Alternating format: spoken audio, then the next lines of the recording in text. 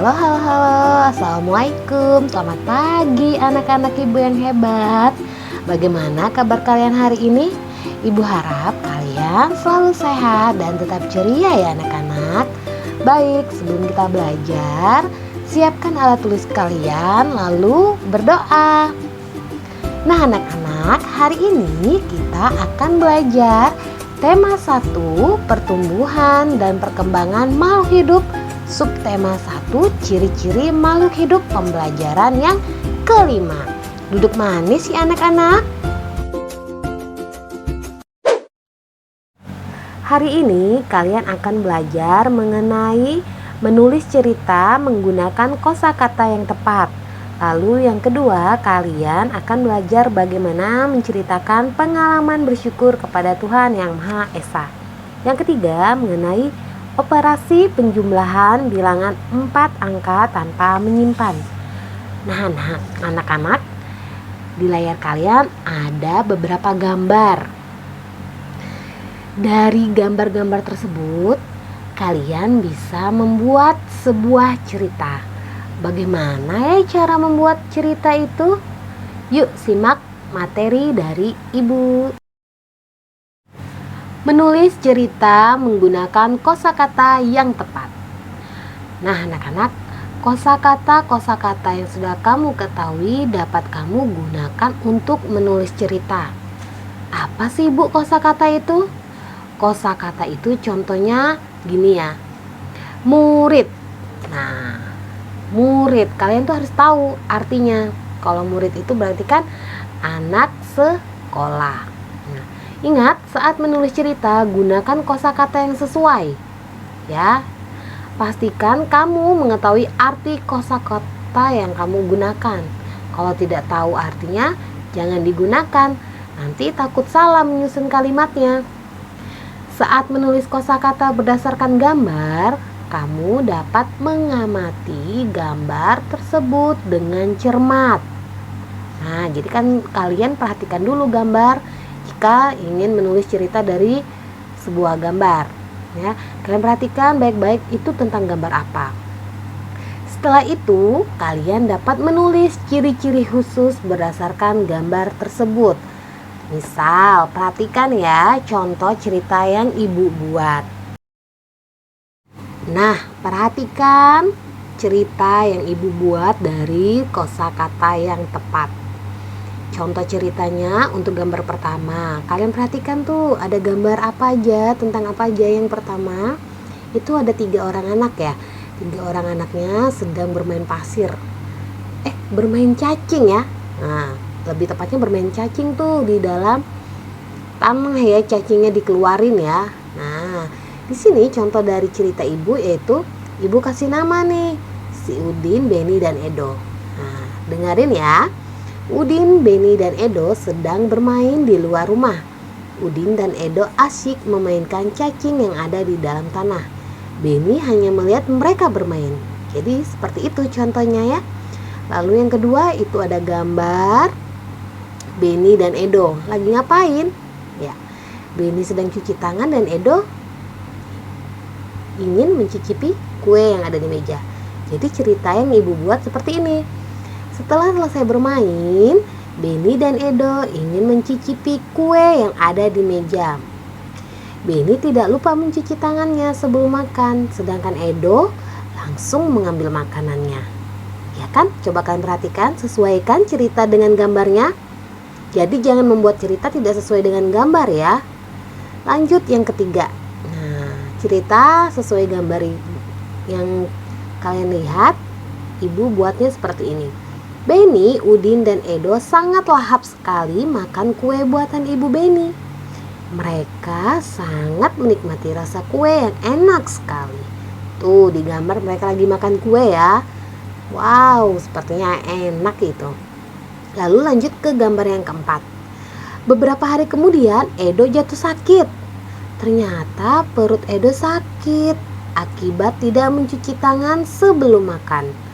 Udin dan Beni menjenguknya. Lalu Udin menasihati Edo untuk menjaga kesehatannya dengan cara rajin mencuci tangan menggunakan sabun. Nah, begitu ya anak-anak cara membuat cerita berdasarkan gambar dan harus berurutan, ya kan? Nah, jangan lupa gunakan kosakata yang tepat dan kalian harus juga tahu apa arti kosakata tersebut. Lanjut anak-anak, di sini ada sebuah bacaan. Mari kita baca sama-sama ya. Aturan sebelum makan. Salah satu ciri makhluk hidup adalah tumbuh. Untuk bertumbuh, makhluk hidup perlu makanan dan air. Makanan yang baik untuk pertumbuhan adalah makanan yang bersih dan sehat. Kebersihan makanan juga akan mempengaruhi pertumbuhan. Jika makanan yang kita makan tidak bersih, kesehatan dan pertumbuhan kita akan terpengaruh. Salah satu cara menjaga makanan agar tetap bersih adalah dengan menutup makanan. Hal ini perlu dilakukan agar makanan tidak dihinggapi lalat atau hewan lainnya. Makanan dapat menjadi tempat lalat bertelur yang menyebabkan makanan menjadi kotor. Selain menjaga kebersihan, kita juga harus berdoa sebelum makan. Berdoa untuk berterima kasih atas karunia yang diberikannya. Makan sesuai kebutuhan, menjaga kebersihan makanan, serta berdoa sebelum dan sesudah makan merupakan contoh sikap bersyukur. Sikap bersyukur merupakan pengamalan sila pertama Pancasila, yaitu ketuhanan yang Maha Esa. Jika kita sudah makan sesuai kebutuhan, menjaga kebersihan, serta berdoa sebelum dan sesudah makan, berarti kita sudah melaksanakan sila pertama Pancasila. Berdoa juga menunjukkan sikap berterima kasih kepada Tuhan. Selalu berdoa sebelum dan sesudah melakukan kegiatan juga merupakan contoh pengamalan sila pertama Pancasila. Nah anak-anak, setelah kalian membacanya, jangan lupa untuk menerapkannya di kehidupan kalian sehari-hari loh ya. Jangan lupa berdoa, karena berdoa adalah salah satu contoh sikap bersyukur. Baik anak-anak, lanjut materi mengenai operasi penjumlahan bilangan 4 angka tanpa menyimpan. Penjumlahan bilangan 4 angka dapat dihitung dengan cara bersusun pendek. Ingat kembali penjumlahan dengan cara bersusun pendek. Perhatikan nilai tempat bilangannya. Bilangan-bilangan dengan nilai tempat yang sama harus diletakkan secara sejajar. Perhatikan contoh yang ada di layar kalian. Di situ ada bilangan 1205 ditambah 2143 sama dengan titik-titik. Ayo, kalian perhatikan layar kalian dan kalian dengarkan baik-baik penjelasan dari Ibu. Ingat ya, nilai tempatnya disejajarkan. Oke. Kita perhatikan, kita tulis, kita selesaikannya dengan cara bersusun pendek. Ya. Jadi yang di atas itu ada 1205, lalu yang di bawahnya ada 2143, lalu kita tambahkan 5 dan 3 itu adalah nilai tempatnya satuan. Jadi satuan tambah satuan, 5 tambah 3 sama dengan 8. Selanjutnya setelah satuan ada nilai tempat puluhan. Nah ada angka 0 dan 4. Jadi 0 tambah 4 hasilnya 4. Setelah puluhan, di sebelah puluhan ada nilai tempat ratusan. Di situ ada angka 2 dan angka 1. 2 tambah 1 sama dengan 3. Lanjut. Setelah ratusan ada nilai tempat ribuan, ya. Ribuan. Yaitu ada angka 1 dan angka 2. Lalu kalian jumlahkan 1 tambah 2, 3. Jadi hasilnya 1205 ditambah 2143 adalah 3348. Mudah kan anak-anak? Nanti kalian coba ya latihan di rumah. Nah, kita lanjut di bagian tugas. Tugas kalian hari ini ada 1, yaitu muatan pelajaran matematika. Buka buku tema kalian halaman 44.